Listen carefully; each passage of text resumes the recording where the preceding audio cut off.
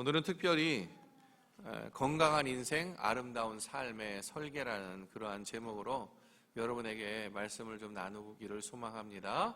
건강한 인생, 아름다운 삶의 설계. 자, 들어가는 말 우리가 함께 같이 읽었으면 좋겠습니다. 같이 읽습니다. 집을 지을 때 가장 중요한 것이 기초입니다. 신앙생활에서도 기초가 중요합니다. 기초를 잘 세우면 우리 인생은 건강하고 우리의 삶을 아름답게 세워갈 수 있습니다. 네, 그렇죠. 아멘. 여러분, 사람이 살 때 집이 필수잖아요. 그렇죠? 그런 것처럼 신앙도 필수적인 것입니다. 어떤 사람은 말하죠. 야, 종교는 그냥 믿는 게 좋아. 그냥 없는 것보단 있는 게 좋아. 그리고 교회에 나가면 마음이 편해져. 그리고 또 좋은 게 하나 있어. 교회 가서 예배 드리고 난 다음에 골프를 치면 진짜 공이 잘 맞아. 예. 어떤 분들은 예배 드리고 나서요, 로또 사시는 분들도 많더라고요. 예, 잘 맞는다고. 신앙생활을 가벼운 것으로 취급하지 않기를 소망합니다. 우리가 믿는 하나님이 절대적이신 하나님이시잖아요. 그렇죠? 진리가 그 안에 있는, 결코 시대를 따라 변하지 않는, 그렇죠? 5,000년 역사의 이러한 상황들 속에서 지금까지 한 번도 이 성경이 진리에서 벗어나거나 진리가 아니라고 외쳐본 적이 없습니다. 영원한 베스트셀러죠. 여러분, 시대가 흘러가고 그리고 시대가 바뀌고 시간이 흘러가면 흘러갈수록 베스트셀러의 성격과 규명들이 다 바뀌어져 갑니다. 그럼에도 불구하고 유일하게 바뀌지 않는 영원한 베스트셀러, 그것은 성경입니다. 역사상 이렇게 많이 판매되어지고 이렇게 많이 찍어낸 그런 성경이 없어요. 왜 그렇습니까? 유일한 진리가 이 안에 속해져 있기 때문에 그래요. 그래서 절대적인 가치를 믿고 절대적인 신이신 우리 하나님을 우리가 믿는 이유가 여기에 있는 것입니다. 여러분, 신앙 건축은요, 집을 건축하는 것과 비슷합니다. 그래서 집을 건축할 때 가장 중요한 게 뭐냐? 사람들은 설계도라는 말을 합니다. 설계도에 따라서 내가 그 집의 모양과 스타일과 여러 가지 것들을 내가 나의 원하는, 소망하는 대로 바꿀 수 있고 만들어갈 수 있기 때문에 그렇습니다. 그런데 사실 이 설계도도 땅이 없으면 의미가 없잖아요. 그렇지 않습니까? 땅이 없으면 의미가 없죠. 기초가 없으면 의미가 없다는 사실입니다. 그래서 기초가 중요합니다. 땅이 중요한 것처럼. 뿐만 아니라 더 중요한 사실이 있다면 내가 가지고 생각하고 있는 그 땅이 어떠한 땅이냐, 이것은 참으로 중요한 가치를 결정하는, 또 삶을 결정하는 것이라고 말씀드리고 싶습니다. 그래서 땅이 중요하고 또 어떤 땅이냐가 참으로 중요한데, 그 이유는 우리가 어떠한 기초를 세워서 우리의 인생을 만들어 가느냐, 이것에 따라서 우리의 인생이 건강하고 아름다운 삶을 설계할 수 있기 때문에 그렇습니다. 이 기초가 흔들려 버리면 아무리 설계도가 좋아도 우리는 건강한 삶을 살아가기가 어려운 거예요. 그래서 그리스도인들에게 있어서 이 기초를 무엇으로 선택할 것이냐라는 이 문제는 우리에게 생명과도 연관되어 있는 굉장히 중요한 선택이라는 사실입니다. 저는요, 오늘 이 말씀을 통해서 우리에게 이 생명을 가져다주는 이 기초를 결정하는 이 문제에 있어서 다시 한번 점검하고 새롭게 세워지기를 소망합니다. 그래서 오늘 말씀을 통해서요, 다시 한번 우리가 좀 원하는 것은 24절부터 27절까지의 말씀입니다. 우리 함께 이 말씀을 좀 길긴 하지만 한 목소리로 같이 읽도록 하겠습니다. 같이 읽습니다. 그러므로 누구든지 나의 이 말을 듣고 행하는 자는 그 집을 반석 위에 지은 지혜로운 사람 같으리니 비가 내리고 창수가 나고 바람이 불어 그 집에 부딪히되 무너지지 아니하나니 이는 주초를 반석 위에 놓은 까닭이요 나의 이 말을 듣고 행하지 아니하는 자는 그 집을 모래 위에 지은 어리석은 사람 같으리니 비가 내리고 창수가 나고 바람이 불어 그 집에 부딪힘에 무너져 그 집이 무너짐이 심하니라. 각각 멋진 집을 지은 두 사람이 있었습니다. 그런데 어느 날 엄청난 폭우와 또 태풍이 몰아쳐서 홍수가 나게 되었습니다. 그리고 두 집의 운명이 갈라졌습니다. 평상시에 보이는 이 두 집은 참으로 아름답고 너무나도 근사한 건축물이었고 누구든지 부러워할 만한 그러한 집들이었습니다. 그런데 태풍이 휩쓸고 나니까 그것에 대한 이 모양은, 결과는 완전히 천지 차이가 되어버렸습니다. 반석 위에 지어진 집은요, 큰 태풍이 휩쓸고 지나갔음에도 불구하고 건재했습니다. 그 아름다운 모습, 그리고 건전하고 건강한 모습, 이 모습을 그대로 유지하고 있었어요. 그러나 모래 위에 지어진 집은요, 처참하게 흔적이 없이 사라졌습니다. 사라졌어요. 붕괴되고 말았어요. 여기서 우리가 좀 주목해야 될 사실은 하나가 있는데, 그것은 뭐냐면 반석 위에 지은 집이나 모래 위에 지은 집이나 똑같이 폭풍우가 휩쓸고 간다는 사실입니다. 반석 위에 지었기 때문에 폭풍우가 지나가지 않는 것이 아니고, 또 모래 위에 지었다고 해서 폭풍우가 없는 것이 아니라는 사실이에요. 두 집 다 폭풍우가 지나간다는 사실입니다. 살면서 정말 우리가 생각하기에 인생의 집이 무너질 것 같은 그러한 경우들이 없기를 소망하지만, 사실 그렇습니까? 이 세상의 모진 세파를 피해서 나갈 그러한 집이 어디에 있어요? 오늘 여러분, 우리가 하나님 앞에 주일날 예배한다는 그 예배의 소망을 안고 기쁨을 안고 여러분이 이 자리에 오셨겠지만은, 혹시나 오시면서 또 이 모진 세파와 같은 그러한 마음의 걱정과 근심으로 여러분의 마음을 어지럽게 하지는 않았습니까? 누가 이러한 것으로부터 벗어날 수 있는 사람이 누가 있겠습니까? 삶의 위기를 만났을 때 우리의 집은 흔들리지 않고 버텨줘야 하는 것입니다. 오늘 이 두 집의 이러한 모습을 보면 중요한 것은 이 두 집의 운명이 어디에 집을 지었느냐로 결정된다는 것입니다. 어디에 지었느냐. 우리의 집이 어디에 너가 기초를 두고 있느냐, 이 말입니다. 반석 위에 주축을 놓았다는 것입니다. 나의 이 말을 듣고 행하는 자는, 결국 반석에 두었다는 것은 예수님의 말씀을 듣고 행하는 그 자리에 이 기초를 두었다는 사실입니다. 말씀을 듣지만 말씀대로 살지 않는 생활이 하루하루 우리가 계속적으로 쌓이게 되면요, 결과적으로요, 우리는 모래 위에 지은 집이 돼버려요. 우리가 반석 위에 지은 집이 되기를 소망합니다.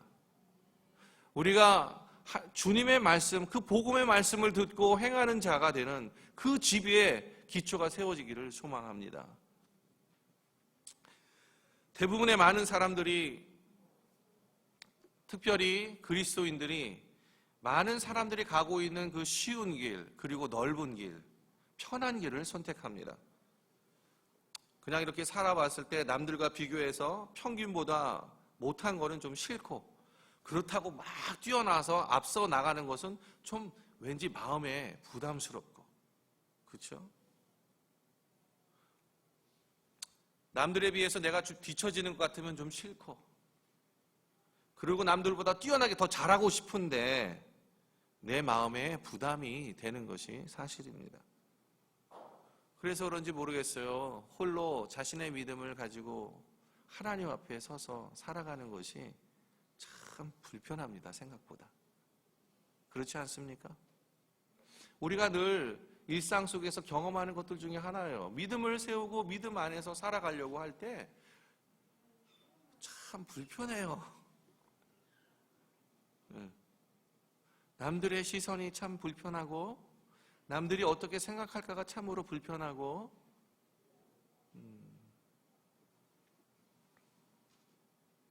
그래서 그런지 몰라도 많은 사람들 속에 섞여서 그냥 자기도 그 섞임의 무리 속에 그냥 살아가고 싶은 것이 어쩌면 우리의 속마음인지는 모르겠어요. 그런데 생각해 보세요. 하나님께서는 특별히 예수 그리스도께서는 이 산상수훈 5장부터 7장까지의 이 말씀을 하시면서 결론적으로 딱 마지막 절에 그 모든 것을 다 정리해서 한마디로 말합니다. 누구든지 나의 이 말을 듣고 행하는 자는 그 집을 반석 위에 지은 지혜로운 사람이다. 이 한마디로 끝내시는 거예요.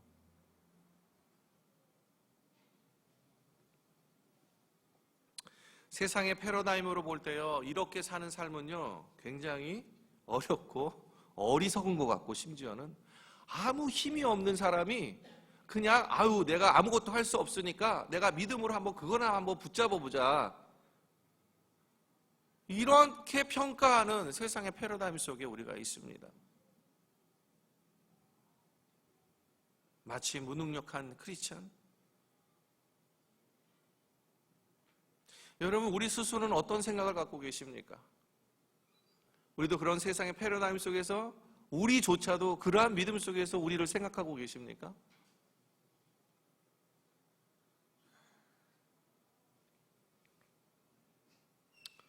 참으로 생각해 볼 때 세상의 패러다임 속에서 사는 것은 어렵고 힘든 일인 것 같아요. 특별히 믿는 사람들에게는 더욱 그렇습니다. 더욱 어려워요. 그런데 한번 생각해 보세요. 여러분, 산상수훈에서 말씀하시는 그 모든 말씀들이 여러분 한번 들어보세요. 우리 한번 5장을 보면 이렇게 말씀하고 계십니다.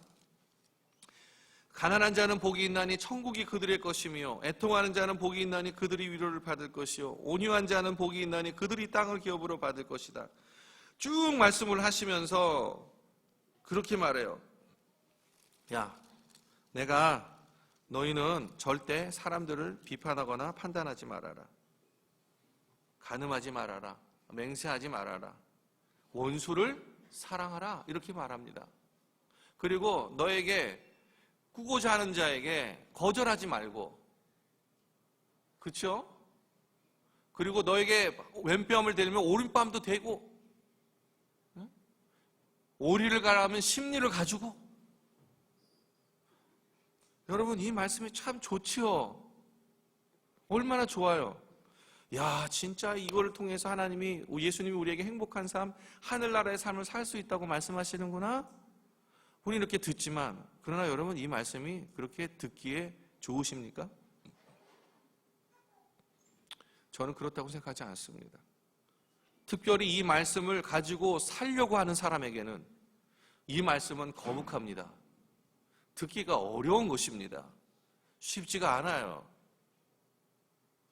어떻게 내 원수를 사랑하고, 내가 정말 나를 힘들게 하고 나를 핍박하는 그 사람을 향해서 내가 어떻게 사랑한다고 고백할 수 있는,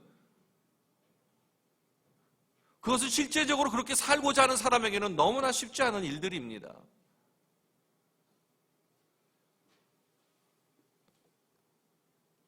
어떻게 생각하십니까? 주님의 말씀은 결코 쉬운 말씀이 아니에요. 그래서 주님은 계속 말씀하시는 거예요. 우리들이 가는 그 길은 넓은 길, 편한 길이 아니라고. 그 길은 좁은 길이라고. 참 이 말씀이 위로가 될지 모르겠어요.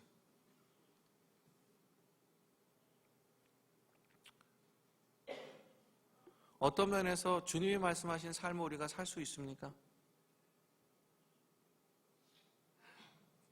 그러한 말씀을 우리가 온전히 지키면서 행하면서 살 수 있습니까? 어떻게 생각하십니까? 한번 물어볼게요. 살 수 있다고 생각하시면 한번 손 들어보세요. 야, 우리 아이가 손 들었어요. 누구 하람이가 들었나? 하람이가 들었어요. 오야, 할렐루야. 저는 든 거 아닙니다. 자, 대부분의 사람들이 손을 잘 못 들죠. 아마 이것을 공감하리라고 믿습니다. 그러면 뭡니까? 예수님은 우리에게 지킬 수 없는 말씀을 우리에게 하시는 것입니까? 그리고 지킬 수 없는 말씀을 우리에게 하시면서, 야, 내가 이렇게 이 말씀을 통해서 내가 하늘나라의 삶, 이 세상에서 하늘나라의 삶을 살도록 내가 보장해 줄게 약속하시는 것입니까? 설마 그거는 아니시겠죠. 여러분, 오늘 이 산상수훈의 말씀은 잘은 모르겠지만 말하자면 넓은 들에 약간 높은 산이 있는 그곳에서 많은 무리가 모여서 이 말씀을 듣고 있는 거예요. 근데 이 말씀을 듣고 있는 이 모습을 보면서 제가 생각하기는 그 구약의 어떠한 상황과 비슷하게 연상이 되는 거예요. 연상되는 거 보니까 그렇구나. 모세를 통해서 이스라엘이 출애굽한 다음에, 그리고 하나님께서 십계명을 통해서 주시고, 그 십계명을 통해서 그들에게 약속하시면서 시내산 근처에서 그들을 다 모아놓고 이스라엘 민족과 함께 이 언약식을 하는 그 상황이 생각이 이렇게 들더라고요. 야, 이 상황하고 너무 비슷하겠구나. 새로운 하나님의 이 언약의 말씀을 통해서 새로운 출발을 할 수 있도록 하시는 이 놀라운 이 비밀이 이 산상수훈 가운데 있는 것이구나라는 생각이 들었습니다. 여러분, 이스라엘 민족이 하나님 앞에, 모세 앞에 모여서 하나님께서 약속하신 대로, 말씀하신 대로 모세는 명령을 따라서 그들과 함께 언약식을 합니다. 그래서 그들로 하여금 이 하나님이 주신 이 명령, 이 말씀을 너희가 지킬 때에는 내가 너희를 축복하고, 내가 약속한 대로 하나님 나라를 위한 하나님의 제사장의 백성으로 삼고, 내가 너의 길을 인도하고 또 축복하는 그 길로 내가 반드시 너희를 인도하겠다라고 합니다. 그래서 짐승을 잡아서 그 제단에 뿌리고, 그리고 이스라엘 민족에게 뿌렸죠. 그런데 한번 생각해 보세요. 이스라엘 민족이 그 하나님이 주신 말씀을 지켰습니까? 지키지 못했어요. 그들은 하나님 앞에 불순종하는 모습들을 계속적으로 보이게 됐고, 결국은 1세대가 가나안 땅에 들어가지 못한 상황에서 그들은 다 자신의 삶을 마칩니다. 그런데 이상하게 그들이 그렇게 불순종함에도 불구하고 여호수아를 통해서 가나안 땅에 들어갔단 말입니다. 가나안 땅에 들어가서도 그들은 하나님을 불순종합니다. 그 모습이 현재까지 이어져 오죠. 어떤 면에서 보면 시내산에서 주어진 그 언약식은 하나님께서 일방적으로 우리에게 축복하고자 하는 그런 부분이었지, 우리의 입장에서 보면은 우리는 하나도 주님 앞에 하나님의 말씀을 제대로 순종한 적이 없어요. 그런 약속의 말씀을 주셨던 것입니다. 그런데 오늘 이 마태복음 5장을 통해서 이 예수님께서 산상수훈을 통해서 새로운 하나님 나라의 백성, 하나님 나라의 삶을 어떻게 살아가야 되는지, 이 세상 가운데에서 어떻게 살아가야 하는지를 다시 한번 이렇게 선포하시면서 이 길을 탁 말씀을 통해서 열어놓으시는데, 우리가 이 말씀을 지키면서 살 수 있을까요? 어떻게 생각하십니까? 구약의 모습과 똑같지 않을까요? 저는 쉽지 않으리라 생각합니다. 예, 살 수 있습니다. 믿음으로 그렇게 대답하기를 소망하지만, 그러나 실제적인 우리의 삶 속에 들어갔을 때에는 그것은 쉽지 않은 일입니다. 그런데 예수님 왜 이렇게 하셨을까?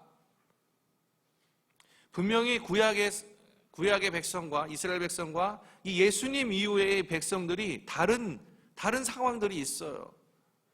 하나님은 우리의 연약함을 아십니다. 하나님은 우리의 죄성을 아세요. 그 죄성 때문에 얼마나 하나님이 가까이 하고 싶어도 가까이 하지 못하는지, 그리고 우리가 얼마나 그 약속의 말씀을 지키기에 얼마나 연약하고 또 부족한 사람들인지를 하나님은 알고 계신다는 사실입니다. 그래서 예수님이 말씀하시는 거예요. 그래, 너희들이 그 연약하고 부족한 그 죄성을 내가 담당하겠다. 내가 십자가에서 너희들의 그 모든 것들을 담당하고, 그리고 그것을 내가 해결 지으며 너희가 내 앞에 나와서 있는 고백하는 그 모든 것들을 통해서 내가 너희를 무조건 용서하겠다 라고 하시는 이 예수님의 이 죽음의 헌신, 이 헌신이 전제된 것이 바로 산상수훈입니다.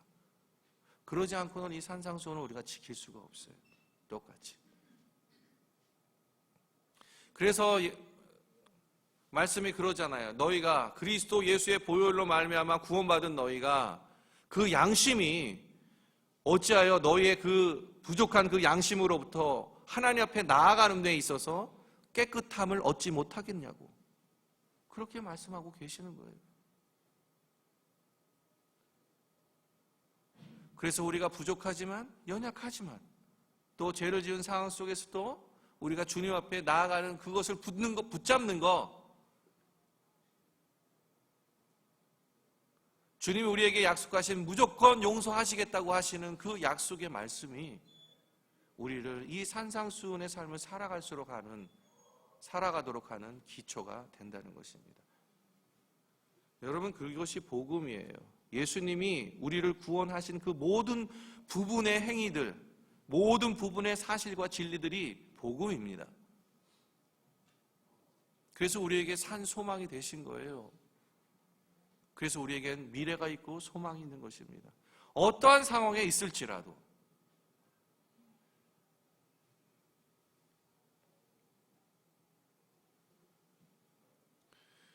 그래서 오늘 주님이 말씀하세요. 진정한 나의 이 말, 이 복음을 듣고 그렇게 믿음 가운데 나아오라고, 그것을 삶 가운데 살아가라고, 그렇게 말씀하고 있는 것입니다. 여러분, 리처드 니버라는 사람이 있습니다. 그 말이 이런 말을 했어요. 기독교의 위대한 개혁은 여태 몰랐던 것을 새로 찾아야 이루어지는 것이 아니다. 이미 있는 것을 전혀 새로운 시각으로 보는 사람이 있을 때 진정한 개혁이 일어난다. 여러분, 이 말씀이 진정한 개혁이 일어나는 것은 바로 주님의 말씀을 새로운 시각으로 보는 것입니다. 사실 이 말씀을 마태복음 7장에 이 말씀을 하실 때 주님의 말씀은 뭐냐 하면, 사실 그 전에 예수님 말씀하시기 전에 그들이 수없이 들어왔던 많은 말들이 있어요. 하나님의 말씀인데 그게 누구냐? 서기관들이 그렇게 얘기를 했고 바리새인들이 그렇게 얘기를 했습니다.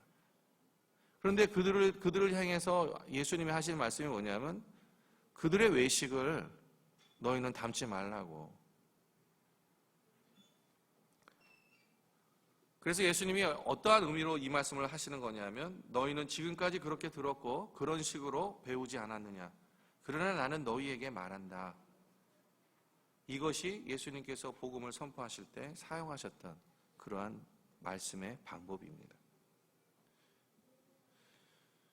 그들이 오해하고 잘못 배우고 잘못 들었던 그 하나님의 말씀을 새로운 시각으로 다시 새롭게 듣고 올바르게 들음으로 인해서 너희들의 삶의 기초가 그 가운데에서 분명하게 이루어질 수 있다는 것, 만들어갈 수 있다는 것을 예수님이 다시 한번 강조하여서 말씀하시는 것입니다. 그래서 변혁은, 진정한 변화는 무엇인가 몰랐던 새로운 것을 찾아야 되는 것이 아니라 기존에 있었던 진정한 진리의 말씀이신 예수님의 말씀을 나의 삶의 기초로 삼고 그것을 통해 살아가는 그 모습 가운데 있을 때 이것이 진정으로 반석 위에 지은 집처럼 지혜로운 사람이 된다는 것을 말씀하고 있는 것입니다.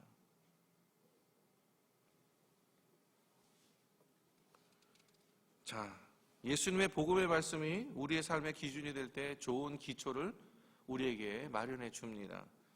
그러면 그 다음은 어떻게 해야 될까요? 힘써서 말씀을 지켜내야 합니다. 힘써서 말씀으로, 믿음으로, 순종함으로 살아내야 합니다. 여러분, 누구든지 하나님으로부터 예수 그리스도의 말씀을 통해 복음의 능력으로 말미암아 축복을 받을 가능성은 누구나 다 있어요. 그러나 다 축복받는 것은 아닙니다. 누가 축복을 받을까요? 누가 축복을 받을까요? 바로 24절의 말씀. 그러므로 누구든지 나의 이 말을 듣고 행하는 자는 그 집을 반석 위에 지은 지혜로운 사람 같다. 지혜로운 사람이다. 이 사람이 축복을 받는 것입니다. 말을 듣는 자와 말을 듣고 행하는 자는 너무나 다릅니다. 그렇지 않습니까? 여러분, 말을 듣기만 하는 자는 뭐와 같냐면 자신의 그 기초가 마치 뭐와 같냐면 무딘 칼과 같아요. 무딘 칼. 그냥 말씀을 들어요. 듣고서 그냥 마음속에 그러는 거예요. 아, 하나님 말씀은 참 좋아. 좋긴 한데 내가 삶을 살아가고 적용하는 데 있어서는 아유, 나한테는 어울리지 않은 말씀이야. 아니면 하나님의 말씀 참 좋긴 한데 저게 과연 작동할까? 정말 영향력이 있을까? 그러면서 스스로 그 말씀의 능력을 경험하는 것을 포기하는 거죠. 그래서 뭐와 같냐면 무딘 칼과 같아요. 그렇게 살아보세요. 그렇게 살아보면 살아볼수록 여러분, 무딘 칼은 무언가 썰고 무엇인가 잘리기 위해서는 훨씬 더 많은 힘이 필요합니다. 왜? 무뎠기 때문에 더 많이 힘을 줘야 돼요. 그래야 잘릴까 말까 해요. 그러한 노력을 해야 하는 거예요. 내가 하나님의 자녀로서 믿는 사람으로서 그러한 노력을 해야만 그것이 그렇게 보여지는 것 같아요. 그래서 무딘 칼과 같아요. 그런데 말씀을 듣고 행하는 자는요, 날카로운 양날을 가진 칼과 같습니다. 그래서 그 칼을요, 그냥 살짝 대기만 해도 다 잘라지고 뭔가 요리를 만들어내고 뭔가를 건설해내는 그러한 것들이 있는 것입니다. 힘을 쓸 필요가 없어요, 여러분. 칼 잘 들면 힘 써요? 하루 전 어느 날 제 아내가 계속 요리를 하면서 제 아내가 참 그 요리하는 시간은 좀 많이 걸려요. 왜냐하면 하나하나 정성을 쏟기 때문에. 그런데 그 요리는 기가 막히게 맛있어요. 뭐 여러분들 경험하신 분들은 경험하셨겠지만 엄청납니다, 진짜. 예. 저는요, 만약에 이 세상에 우리 노영이 사모만 있고 그 사모가 해준 음식을 먹어야만 한다면 저는 행복하게 살 수 있어요. 예. 아내들이요, 요리 기술을 개발하십시오. 그래서 어느 날 부담스러우라는 말은 아니고요. 남편들이요, 어떠한 요리를 주든 맛있게 먹으십시오. 그리고 감사함을 표현하십시오. 그래서 막 어느 날 막 요리를 하는데 칼을 자꾸 막 힘을 막 줘서 막 하는 거예요. 그래서 잘못해서 손톱이 약간 비인 거예요. 그래서 제가 너무 놀래가지고 왜 그랬냐고 그랬더니 저보고 하는 말이 칼이 잘 안 든다는 거예요. 힘을 너무 많이 쓴다는 거예요. 그러다 보니까 힘을 쓰다 보니까 잘리는 게 어떻게 돼요? 비껴나가잖아요. 힘을 주니까. 그래서 제가 뭐 한 줄 아십니까? 바로 칼을 갈았습니다. 거기서 칼을 막 갈아가지고 칼을 줬어요, 다시.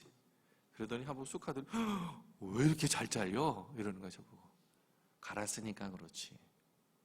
그래서 제가 생각했어요. 그렇구나. 예수님께서 말씀하신 우리가 만약에 예수님을 믿는 사람들이라면 우리의 삶은 정해져 있습니다. 애초부터 하나님이 우리에게 그렇게 말씀하셨고, 그리고 그 정해진 그곳에서 하나님이 야, 내가 너의 삶을 가장 행복하고 그리고 가장 건강하고 가장 아름다운 삶으로 인도해 줄게 라고 약속을 해 주신 거예요. 이게 정함입니다. 그래서 그 안에서 우리가 칼질하라고. 이 칼질이 근데 무딘 칼로 할 거냐? 아니면 날이 찰성 칼로 할 거냐? 이걸 우리에게 맡기시면서 너가 날선칼로 잘할 때 내가 너 정말 도와줄게. 이렇게 말씀하시는 거죠. 근데 하나님이 도와주기를 정말 원하신다는 사실이에요. 하나님이 우리에게 필요한 사랑을 부어주시기를 정말 원하신다는 사실이에요, 여러분. 우리보다도 더.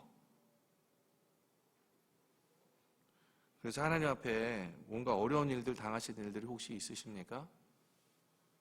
그럼요, 하나님 앞에 가서 그냥 한번 엉엉 울어보세요. 정말 하나님 앞에 통곡하면서 기도해 보세요. 그 기도 안 들어지나? 여태까지 그런 기도 안 들어본 적이 없어요, 제가 볼 때. 그렇게 안 해서 문제지. 그렇게 해보세요, 진짜. 여러분의 자녀가 있는데 그 자녀가 와가지고 엄마 앞에서, 아빠 앞에서 철철 막 서럽게 울면서 내가 아파요 이렇게 얘기하는데, 어느 부모가 그 자리에서 그래 아프니? 이렇게 말할 부모가 어디 있어요? 당장 모든 일이 난리 난 것처럼 생각하고 어떻게 할까 안절부절 못하는 것이, 이게 부모의 마음 아닙니까? 하나님이 그러세요. 하나님 우리를 그렇게 보신답니다. 믿으시기 바랍니다.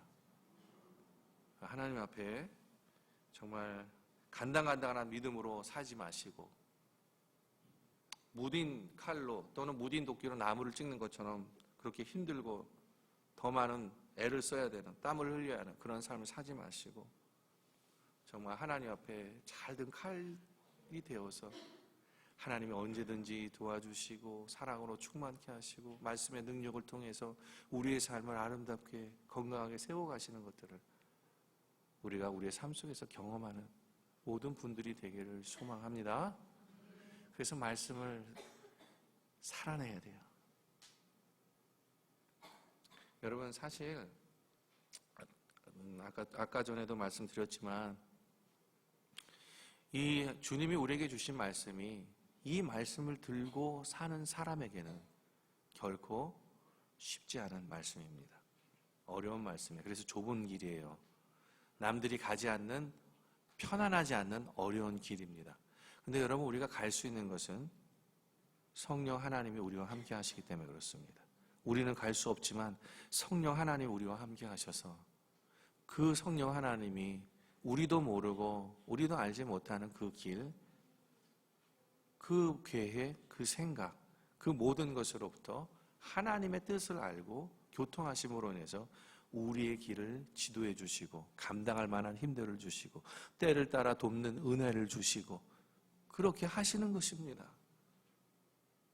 그래서 우리가 갈 수 있는 거예요. 그것을 예수님이 약속하신 것입니다. 내가 알아. 너희가 그 길을 가기가 쉽지 않다는 건 내가 알아. 어렵다는 건 내가 알아. 그러나 내가 너와 함께 갈게. 그렇게 말씀하십니다.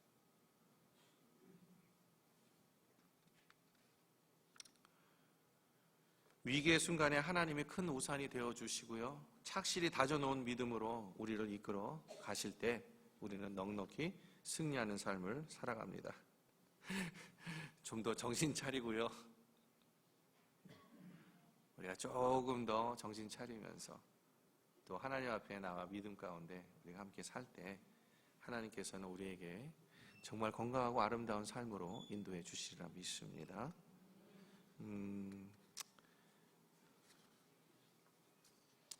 우리에게 한 가지 중요한 사실이 있다면 이것입니다. 우리는 여전히 그럼에도 불구하고 연약하지요. 부족함들이 있죠. 또 어떨 때는 하나님이 정말 싫어하는 죄 가운데 있기도 합니다. 그러나 우리가 잊지 말아야 될 사실 하나가 있어요. 그것은 뭐냐면 하나님의 법을 따라 살려고 하는 그 모든 것에 있어서 우리는 하나님 나라의 자녀라는 사실, 이것은 변할 수 없는 사실이라는 것을 꼭 기억하시기 바랍니다. 그래서 그렇게 말씀하세요. 그는 미쁘고 의로우사 만일 우리의 허물과 죄를 자백하면 그 모든 불의에서 우리를 깨끗하게 하실 것이요 라고 그렇게 말씀하고 계세요. 이 작업을 우리가 하는 겁니다. 이 작업을. 그 작업을 쉼없이 할 때, 또 끊임없이 할 때 우리는 하나님 나라의 자녀됨을 분명하게 더 확증하고 확인되는 그런 삶을 살아가게 될 것입니다. 그래서 우리의 가진 최고의 정체성이 무엇이냐? 우리가 가진 최고의 신분이 뭐냐? 그것은 우리의 능력이 아니라 하나님의 사랑받는 자녀라는 사실입니다. 이것이 우리의 정체성이고 우리의 신분이에요. 여러분, 우리가 이것을 가장 쉽게 확인할 수 있는 방법이 아까 하람이가 이렇게 손을 들었긴 했지만은 그렇게 살리라 믿습니다.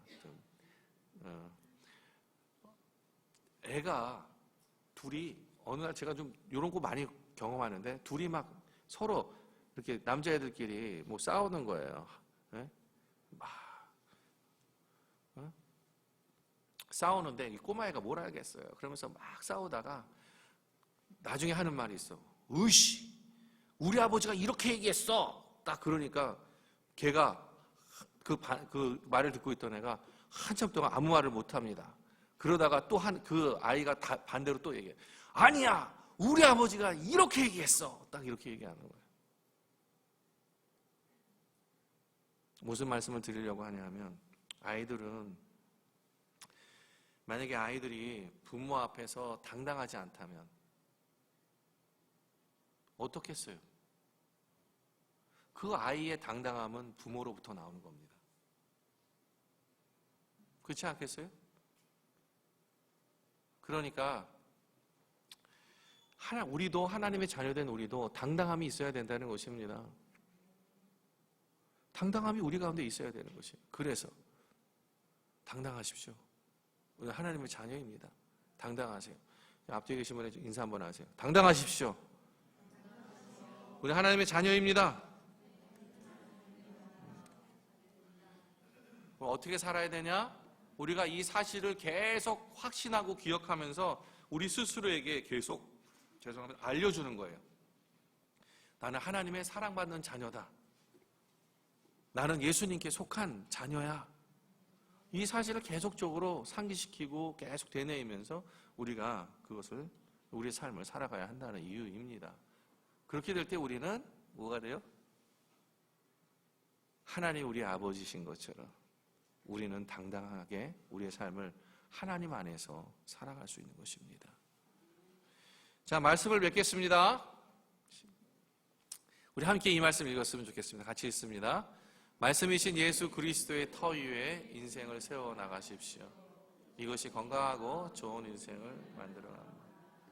자, 우리 좀 길긴 하지만 우리 또 한 번 더 축복하시는 말씀으로 우리가 서로에게 축복하면서 이 말씀을 나누기를 원합니다. 그리스도의 터 위에 인생을 세워 가십시오. 한번 앞뒤에 계시면 돼요.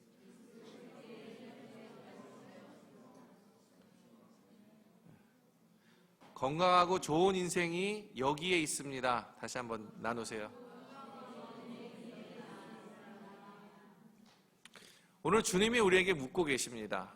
이렇게 묻고 계세요. 너는 굳건한 반석인 나에게 너의 생명을 세우겠니? 아니면 너의 의지와 너 삶의 생각과 편리함으로 너의 삶을 세우겠니? 여러분, 소망하기는 우리의 삶을 주님께 세우는 그러한 믿음의 순종함과 예스가 있기를 소망합니다. 그래서 오늘 말씀처럼 그러므로 누구든지 나의 이 말을 듣고 행하는 자는 그 집을 반석 위에 지은 지혜로운 사람 같으리니, 이렇게 하신 말씀이 저와 여러분을 축복하는 예수님의 말씀 되기를 주님의 이름으로 축복합니다. 아멘.